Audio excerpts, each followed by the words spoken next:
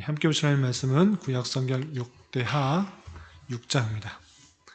역대하 6장이 솔로몬이 성전을 짓고 나서 하나님께 기도하는 내용이 나오는데요. 12절부터 17절까지 말씀은 함께 보겠습니다. 솔로몬의 기도의 내용 중에 한 부분 12절부터 17절까지 구약성경 662쪽 전후를 보시면 되겠습니다.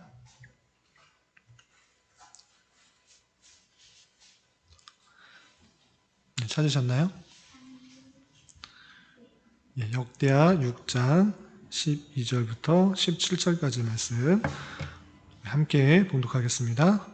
솔로몬이 여호와의 제단 앞에서 이스라엘의 모든 회중과 마주서서 그의 손을 펴니라. 솔로몬이 일찍이 노수로 대를 만들었으니 길이가 5 규빗이요 너비가 5 규빗이요 높이가 3 규빗이라. 뜰 가운데에 두었더니 그가 그 위에 서서 이스라엘의 모든 회중 앞에서 무릎을 꿇고 하늘을 향하여 손을 펴고 이르되 이스라엘의 하나님 여호와여 천지의 주와 같은 신이 없나이다. 주께서는 온 마음으로 주의 앞에서 행하는 주의 종들에게 언약을 지키시고 은혜를 베푸시나이다. 주께서 주의 종 내 아버지 다윗에게 허락하신 말씀을 지키시되 주의 입으로 말씀하신 것을 손으로 이루심이 오늘과 같으니이다. 이스라엘의 하나님 여호와여 주께서 주의 종 내 아버지 다윗에게 말씀하시기를 내 자손이 그들의 행위를 삼가서 내가 내 앞에서 행한 것 같이 내 율법대로 행하기만 하면 내게로부터 나서 이스라엘 왕위에 앉을 사람이 내 앞에서 끊어지지 아니하리라 하셨사오니 이제 다윗을 위하여 그 허락하신 말씀을 지키시옵소서.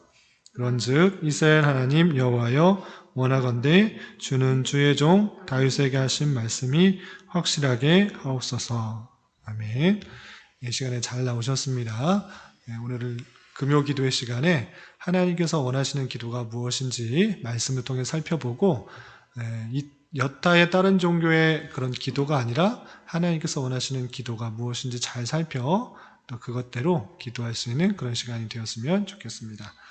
오늘 말씀일기 본문은 아니지만 어제 말씀일기 본문이었던 역대하 6장에서는 솔로몬의 기도가 나옵니다. 우리가 솔로몬의 기도가 나오는 부분을 일부를 읽었는데 왜 솔로몬이 기도하고 있는가, 어느 때에 기도하고 있는가, 또 무엇을 기도하고 있는가, 어떻게 기도하고 있는가를 살펴보면서 우리가 기도할 때 어떤 식으로 해야 될지 또 교훈받는 그런 시간이 되었으면 좋겠습니다. 우리가 계속해서 역대하의 말씀을 살펴보는 것과 같이 역대상에서는 다윗이 하나님을 위하여서 그 법궤를 성전을 지어 만들려고 했으나 하나님께서는 다윗을 통하여 만들게 허락하시지 않고 평화의 상징인 솔로몬을 통하여서 그 성전을 짓도록 하였습니다. 그래서 솔로몬은 성전, 다윗이 준비한 재료를 가지고 성전을 지었는데 몇 년 만에 지었을까요? 7년 만에 성전을 완공하였습니다. 그리고 나서 다 짓고 나서 맨 마지막으로 언약궤를 지성소에 옮겼습니다. 그리고 모든 백성이 그 하나님의 영광을 찬양하며 또 제사장과 찬송하는 자, 많은 악기를 동원해서 한꺼번에 찬양을 하는 그런 모습을 볼 수 있습니다. 그때 하나님의 영광이 구름으로 나타나셔서 그 성전에 가득하게 임한 것을 볼 수 있습니다. 그래서 그 위엄, 그 영광, 하나님 임재가 너무나 두려운 나머지 어느 사람이 근접할 수가 없었습니다. 그리고 나서 솔로몬은 백성들에게 송축하고 축복하면서 하나님 앞에 단을 만들어 놓고 하나님 앞에 무릎 꿇고 간절히 기도하기 시작합니다. 그 내용이 12절부터 마지막 42절까지 나옵니다.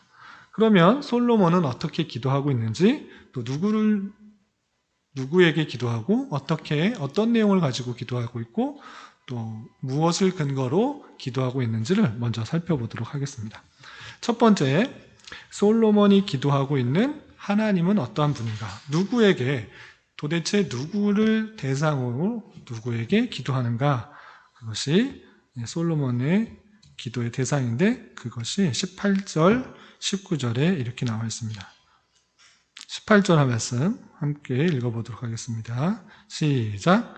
하나님이 참으로 사람과 함께 땅에 계시리까 보소서 하늘과 하늘들의 하늘이라도 주를 용납하지 못하겠거든 하물며 내가 건축한 이 성전이오리까.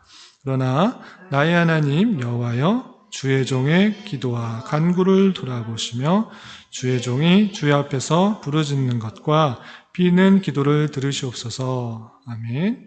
솔로몬은 여호와 하나님께 기도를 하고 있는데 그 하나님이 어떠한 분이신지 18절에 이렇게 고백하고 있습니다.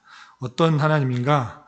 하나님은 참으로 사람과 함께 땅에 계시리까? 성전을 비록 만들어 놨지만 하나님을 이 땅에서만 가둬둘 수 있는 분이 아니다라는 것들을 고백하고 있는 것입니다. 그럼 하나님은 어떠한 분이신가? 하늘과 그 하늘들의 하늘이라도 아주 그런 큰 공간일지라도 하나님을 용납할 수 없다. 그만큼 하나님은 크신 분이다. 하나님은 위대한 분이시다. 이렇게 고백하고 있는 것입니다.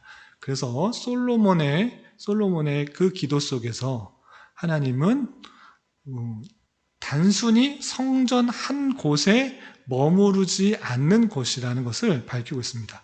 그래서 성전을 만들었지만 하나님께서는 성전에만 계시는 것이 아니라 어디에나 계시다라고 이해하고 있는 것입니다. 하나님에 대한 바른 이해를 갖고 있는 것을 볼 수 있습니다. 그리고 또 계속해서 나오는 기도를 볼 때 그 하나님이 하늘의 하늘들이라도 용납할 수 없는 그 하나님이 어디에서 기도를 들으시고 있는가, 어떻게 기도할 때 어떻게 하시는가 계속해서 반복해서 고백하고 있는 내용이 있는데 21절 보겠습니다. 21절 보면 주의 종과 주의 백성 이스라엘이 이곳을 향하여 기도할 때는 주는 그 간구함을 들으시되 주께서 계신 곳 하늘에서 들으시다. 어디서 들으신다고요? 하늘에서 들으시다. 성전을 만들어놨지만 하나님께서 이 성전에만 계시는 것이 아니고 하늘에서 들으시다 라는 표현이 있고, 또 23절 주는 어디에서 들으시고 하늘에서 들으시고, 또 넘어가서 25절 주는 어디서 들으시고 하늘에서 들으시고, 또 27절 주께서는 어디서 들으시고 하늘에서 들으사, 또 30절 주는 계신 곳 어디에서 들으시며 하늘에서 들으시며, 또 33절 주는 계신 곳 어디에서 들으시고 하늘에서 들으시고, 35절에서도 주는 어디에서 하늘에서 그들의 기도와 간구를 들으시고 그들의 일을 돌보시옵소서라고 했습니다. 비록 솔로몬은 7년이라는 오랜 기간 동안에 성전을 잘 만들어 놓고 이것이 하나님이 계시는 곳이다, 하나님이 임재하는 곳이다 라고 만들어 놓았지만 그의 기도 속에서는 하나님에 대한 바른 인식이 있었습니다. 그것은 성전에만 계시는 것이 아니라 어디에나 계시는데 그것을 대표적인 표현으로서 하늘에서 들으시고라고 하는 것입니다. 그래서 하늘에서 들으시고라고 하면 우린 기도할 때 하늘에 대고 기도해야 되나 이렇게 생각하시는데 그런 뜻일까요? 하늘에서는 모든 사람을 내려다 볼 수 있습니다. 그렇기 때문에 하나님께서 어디에나 계셔서 우리의 기도를 들으실 수 있다라는 것들을 표현하고 있는 것입니다. 그럴 때 하나님에 대한 두 가지 사실을 깨달을 수 있는데 잘 들으세요. 첫 번째, 하나님은 성전에만 계신다? 아니다. 어디에나 계신다. 아니 계신 곳이 없다. 무소부재하신 그 하나님이 우리 하나님이다 라는 것입니다. 그리고 두 번째는 그 하나님이 우리의 기도를 들으신다, 안 들으신다? 들으신다. 솔로몬이 기도할 때 하늘에서 들으시고 계속 고백하고 있는 그 모습을 볼 때 우리의 기도가 하나님께서 들으신다는 그 사실들을 잘 기억해야 돼요. 내가 그냥 아무 생각 없이 고백하고 떠들고 있는 것 같아 보이는 그런 기도일지라도 하나님께서는 어디에나 계시기 때문에 그 기도를 들으신다, 안 들으신다? 들으신다. 들으시는 분이시다. 그리고 그 기도를 들으시고 응답하실 수 있는 분이다라는 사실들을 갖고 기도를 해야 돼요. 형식적으로, 습관적으로 이 자리에 나와서 기도하라니까 하는 것이 아니라 하나님이 놀라운 하나님, 어디에나 계신 하나님, 그리고 우리의 기도를 들으시는 하나님이다라는 사실들을 가지고 하나님을 대하고 하나님께 기도하는 그런 모습이 있어야 되는 것입니다. 그렇게 하나님에 대한 바른 인식을 가지고 기도하고 있는 것입니다. 그리고 솔로몬이 그럼 무엇을 기도했을까? 성전을 다 만들어 놓고 무엇을 기도했을까? 그 내용이 쭉 나와 있는데 그 내용들을 좀 살펴보도록 하겠습니다. 우선 가장 먼저 22절과 23절 어떤 기도를 하는지 22절만 읽겠습니다. 22절 함께 읽어보겠습니다. 시작. 만일 어떤 사람이 그의 이웃에게 범죄함으로 맹세시킴을 받고 그가 와서 성전에 있는 주의 제단 앞에서 맹세하거든. 어떤 이웃에게 범죄하고 맹세시키고 와서 그 사람 범죄한 것들을 말하지 말라 이렇게 명세하고 와가지고 성전에서 기도를 하는 거예요. 그때 그 기도를 들으시고 그것을 잘했는지 못했는지 범죄했는지 못했는지 온전히 공의롭게 판단해 달라 이렇게 기도하고 있는 것입니다. 또 24절 어떤 일을 기도하는지 24절 한번 읽어보겠습니다. 시작. 만일 주의 백성 이스라엘이 주께 범죄하여 적국 앞에 패하게 되므로 주의 이름을 인정하고 주께로 돌아와서 이 성전에서 주께 빌며 간구하거든.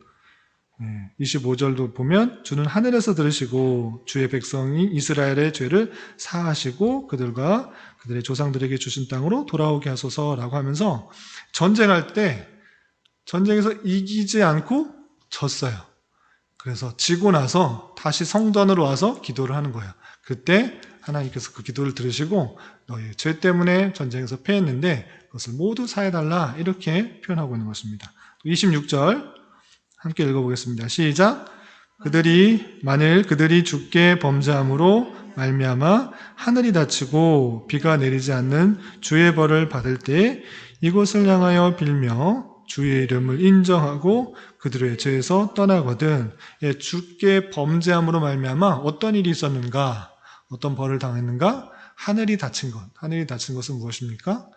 비가 내리지 않는 가뭄이 든 거예요. 그때 이 성전에서 와서 하나님 저희 죄를 용서해 주시고 비를 내려 주십시오. 이렇게 기도할 때 응답해 달라고 하고 있는 것입니다. 또 28절 함께 읽어보겠습니다. 시작. 만일 이 땅에 기근이나 전염병이 있거나 곡식이 시들거나 깐부기가 나거나 메뚜기나 황충이 나거나 적국이 와서 성읍들을 에워싸거나 무슨 재앙이나 무슨 질병이 있거나 막론하고 29절까지 한 사람이나 혹 주의 온 백성 이스라엘이 다 각각 자기의 마음에 재앙과 고통을 깨닫고 이 성전을 향하여 손을 펴고 무슨 기도나 무슨 간구를 하거든 하나님께서 그 기도를 들으시고 응답해 달라고 했습니다.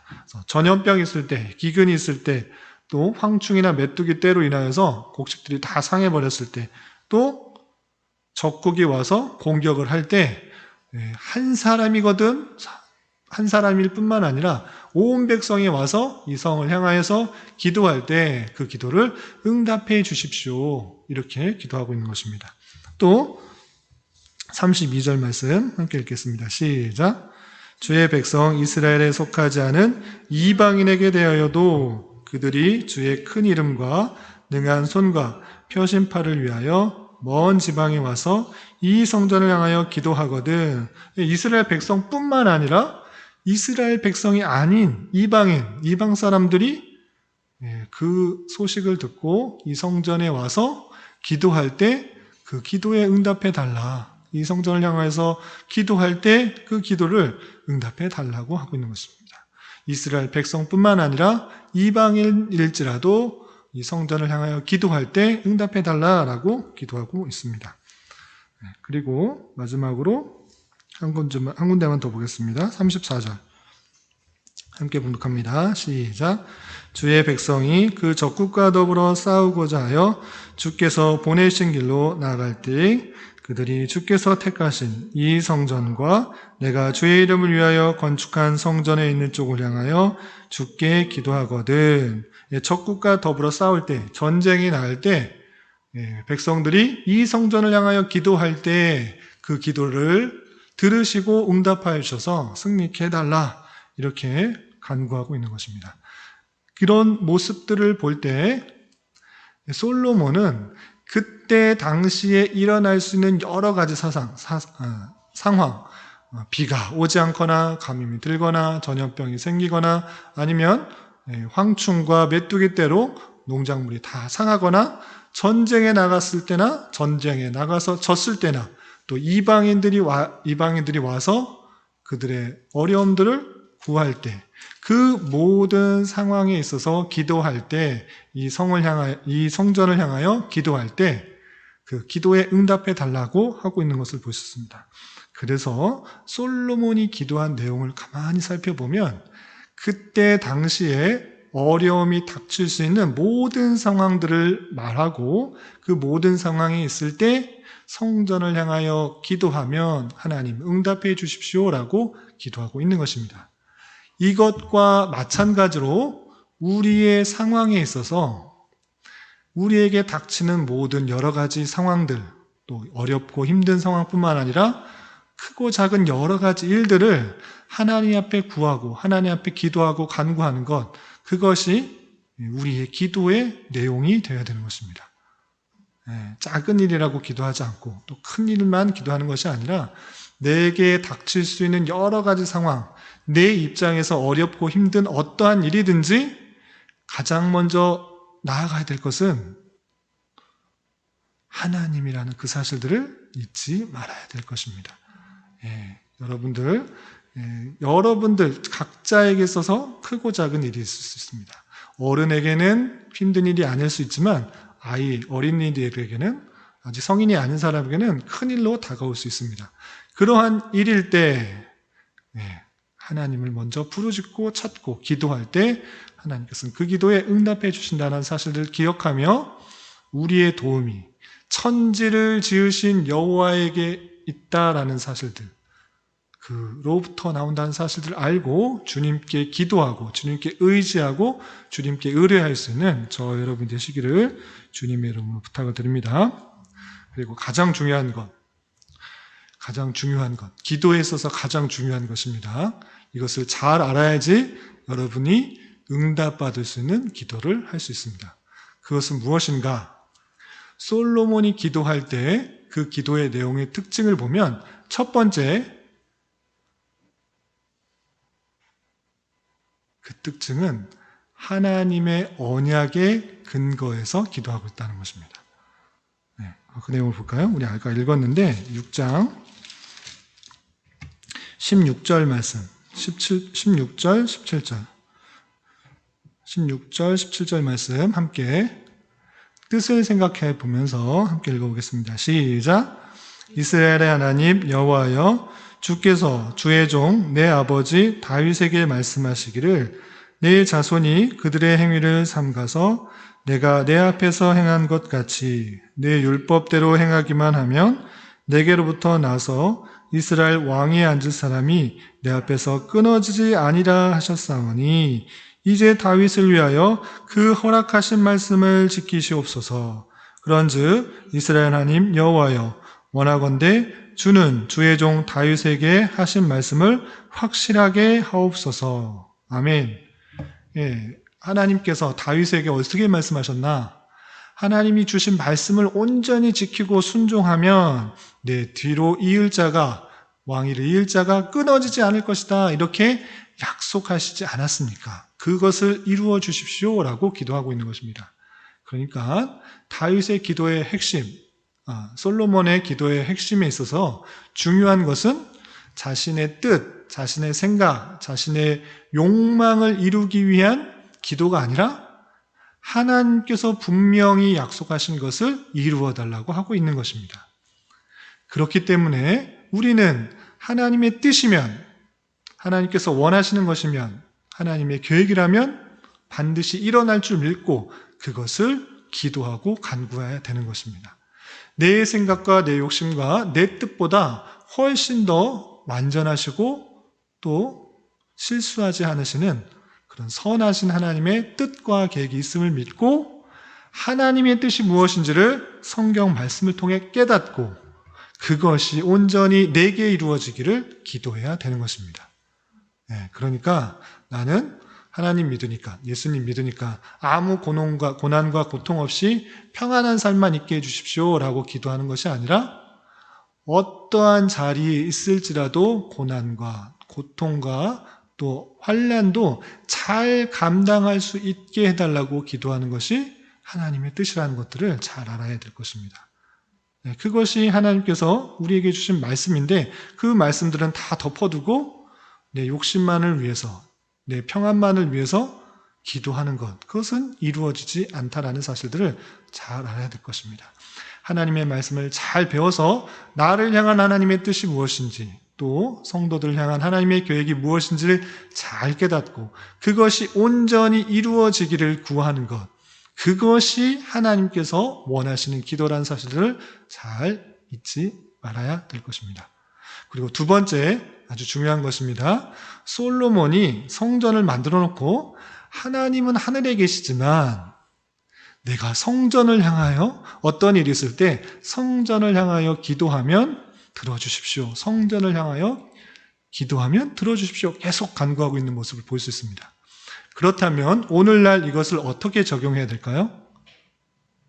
오늘날에도 예배당에 나와서 또는 예배당을 향하여서 어디에 있든지 공부를 할 때든지 또 집에 있을 때든지 아니면 어디에 어려움을 당했다든지 우리 교회당이 어디 있는지 생각해 보면서 동남 쪽에 있다. 동남 쪽을 향하여서 기도해야겠다. 이렇게 기도하는 것이 맞을까요? 이슬람 교도들은 오늘날에도 성전을 향하여 모스크를 향하여서 자리를 깔아놓고 기도를 하는 모습이 있어요. 그런데 오늘날 우리도 이렇게 성전을 향하여서 이른바 교회당을 향하여서 기도해야 되는 것일까요? 어떻게 기도해야 될까요? 이것이 핵심인데 성전이 뜻하는 것이 무엇이죠?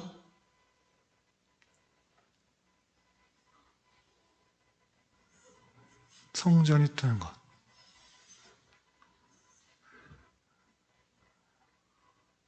그것은 하나님과 사람을 이어주는 매개체인 것입니다.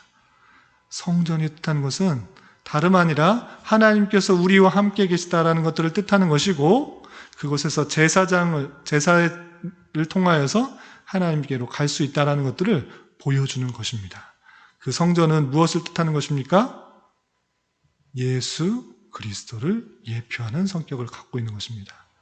그렇기 때문에 우리는 하나님께 담대히 나아갈 수가 없고 담대히 기도할 수 없지만 예수 그리스도의 공로에 힘입어 예수 그리스도의 보혈의 피를 힘입어 주님께 담대히 나아갈 수가 있는 것입니다. 우리가 선하기 때문에 우리가 착하기 때문에 공로를 많이 쌓았기 때문에 주님께 갈 수 있는 것이 전혀 아니라 우리의 기도가 응답될 수 있는 유일한 이유는 우리의 중보자 되신 예수 그리스도의 공로에 힘입어 주님께 나아갈 수가 있는 것이고 우리의 유일한 중보자 되시는 예수 그리스도를 힘입어 하나님께로 기도할 수가 있는 것입니다. 그것이 없다면 하나님과 우리의 관계는 이어질 수가 없고 끊어진 관계 속에서 살아갈 수밖에 없다는 것입니다. 그렇지만 성전 되신 예수 그리스도 그분께서 우리를 위해 십자가에 달려 돌아가셨고 하나님과 우리의 관계가 이어지게 하였기 때문에 예수 그리스도를 향하여 예수 그리스도를 의지하여 그분의 이름으로 기도하고 간구할 때 그것이 응답된다는 사실들을 잘 기억해야 될 것입니다. 네, 질문 있으세요? 성전과 교회를 나타내는 것은 지금 이 시대의 교회는 건물이 아니라 믿는 성도를 나타내는 네.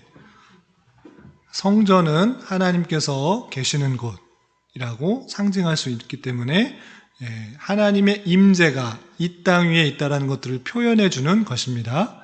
그래서 그 분이 예수 그리스도로 오셨다는 것을 복음서에서는 예수님의 이름을 임마누엘이라고 표현하고 있습니다. 임마누엘의 뜻이 무엇일까요? 하나님이 우리와 함께 계시다. 예수님의 이름이 임마누엘이라고 했어요. 그렇기 때문에 성전은 예수님입니다. 그리고 예수님께서도 성전을 보고 저것을 무너뜨려라. 내가 3일 만에 다시 세우겠다. 이렇게 표현했어요. 그러니까 성전은 다름 아니라 누구다? 예수 그리스도다. 이렇게 표현하면 될 것입니다. 그럼에도 불구하고 예수님이, 성전이 예수님으로만 국한되는 것이 아니라 오늘날에 있어서 교회로도 상징될 수 있습니다. 교회는 이런 예배당 건물이 아니고 교회된 우리를 뜻하는 것입니다. 우리가 성전이라고 고린도 전서에도 표현이 되고 있고 여러 군데에 표현해 있어요. 그렇다면 왜 우리가 성전이라고 할 수 있습니까? 주님을 모시고 있기 때문에 성전인 것입니다. 하나님을 모시고 있는 우리가 성전인 것을 알지 못하느냐라고 표현하고 있고, 우리가 성전이기 때문에 우리의 마음과 몸을 거룩하게 해야 된다라고 하고 있습니다. 주님께서 거하시는 곳, 그곳이 성전일진데 그것이 우리가 주님을 모시고 있다면 그것이 성전이다. 성전이라는 사실들을 잊지 말아야 될 것이다 라고 표현하고 있는 것입니다. 그래서 성전 자체, 구약 성경에 있는 성전 자체는 예수 그리스도를 하나님께서 우리와 함께 계시다라는 것을 표현해주는 상징적인 예표적인 성격을 가지고 있고, 그분께서 십자가에 달려 돌아가시고 부활 승천하셨고 우리 마음속에 또 계시기 때문에 우리가 성전이지, 우리 교회가 성전이지 이런 예배당, 이런 교회당이 성전은 아니다. 이렇게 이해하시면 될 것입니다. 그러면 이 시대에 많은 교회들에서 말하고 성전이라고 하는 거, 네. 교회당이라는 제 혼동해서 쓰는 경우가 네. 많은 경우가 있는 것 같은데 다른 표현이 예. 대부분 교회당 이제 성도들이 많아지면 성전 건축한다라는 표현을 많이 쓰는데, 성전 건축이라는 표현은 상당히 조심스러운 표현이기 때문에 쓰지 않는 것이 좋고, 예배당 건축, 예배당 신축, 교회당 신축 이렇게 표현할 것이고, 성전은 주님을 모시는 우리가 성전입니다. 그리고 우리 지금 보이는 것도 예배당, 또 교회당이라고 표현하고, 우리가 쉽게 말하는 교회 가야 돼. 오늘 내일 뭐 하니? 그러면 교회 가야 돼. 이렇게 표현하는데, 교회 가야 돼. 이거 맞은 표현이에요? 오늘 교회 갔다 왔어요. 이렇게. 교회 갔다 올게요. 라고 하는 표현들을 많이 쓰는데, 교회는 모인 성도들이 교회예요. 교회 갔다 올게요 하는 것은 장소적인 표현을 쓸 때는 항상 교회당, 예배당 이렇게 쓰는 것이 맞습니다. 그래서 교회는 건물이 아니다. 교회는 뭐다? 하나님의 택하신 사람들이다. 이것을 혼동하지 말고 이렇게 잘 구별해서 써야 될 것이에요. 그래서 교회가 성전이다라고 쓸 수 있는 것은 건물로 쓰는 것이 아니라 우리 하나님의 택하신 백성들, 그것이 교회이기 때문에 하나님을 모셨기 때문에 성전이고, 우리 안에 하나님을 참으로 모시는 그런 성전이 되어갈 수 있도록 거룩과 성결로서 그 모습들을 잘 이끌어 나가야 되는 것이고, 우리 개인으로서도 하나님을 모시고 있기 때문에 하나님을 모시는 그 마음 속에 더러운 마음, 악한 마음, 그 나쁜 마음을 품지 않아야 될 것이고, 또한 육체에 있어서도 더러운 것들, 몸에 해로운 것들, 술이나 담배 등등 안 좋은 것들을 행하는 것은 나쁜 일이다. 하나님이 거하시는 그런 곳을 해치는 것이다. 성전을 아름답게 꾸미고 주님을 잘 모셔야 되는 그런 자세를 온전히 이루지 못한 것이다 라고 생각할 수 있어야 되는 것입니다. 이해되셨나요? 그래서 기도의 핵심은 성전된 예수 그리스도, 중보자 되신 그 예수 그리스도, 내가 그의 이름을 통하여서 기도에 응답하겠다라고 했던 그 말을 듣고 그 약속을 근거해서 기도를 해야 되는 것입니다. 이런 기도의 내용을 아는 자로서 오늘 기도할 때 또는 남은 한평생 신앙생활하면서 모든 것들을 하나님께 의뢰하는 자세로 기도할 때 우리의 중보자 되신 그 예수 그리스도, 그 중보자가 우리를 너무나 사랑하셔서 십자가에 달려 돌아가시기까지 우리를 사랑하시고 아끼시고 또한 인도하신다는 그 사실들을 기억하면서 하나님께 나아가는 것입니다. 나는 외로워. 나를 도와줄 사람 아무도 없어. 나와 함께 해줄 사람 아무도 없어가 아니라 예수 그리스도께서 우리를 너무나 사랑하셔서 죽기까지 나를 사랑하셨다는 그 사실들을 기억하며 그 중보자의 은혜, 사랑, 보혈의 피를 힘입어 주님께 담대히 나아갈 수 있어야 되는 것입니다. 이렇게 주님의 힘을, 예수 그리스도의 보혈의 피를 힘입어 주님께 기도할 수 있는 저와 여러분 되시기를 주님의 이름으로 부탁을 드립니다. 기도하겠습니다. 하나님 아버지 감사합니다. 오늘 솔로몬의 기도의 내용을 통해 우리가 어떻게 기도해야 될지 교훈 받았습니다.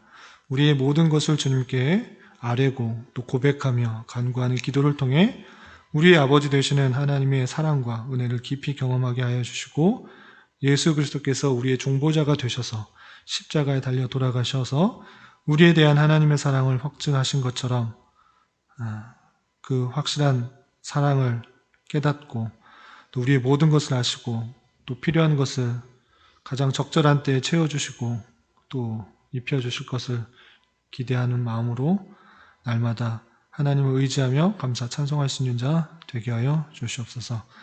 이 시간 계속해서 우리에게 주어진 기도 제목을 가지고 주님의 뜻을 구하며 나갑니다. 믿음으로 간구하는 시간 되게 하여 주시옵소서. 예수님의 이름으로 기도드리옵나이다. 아멘.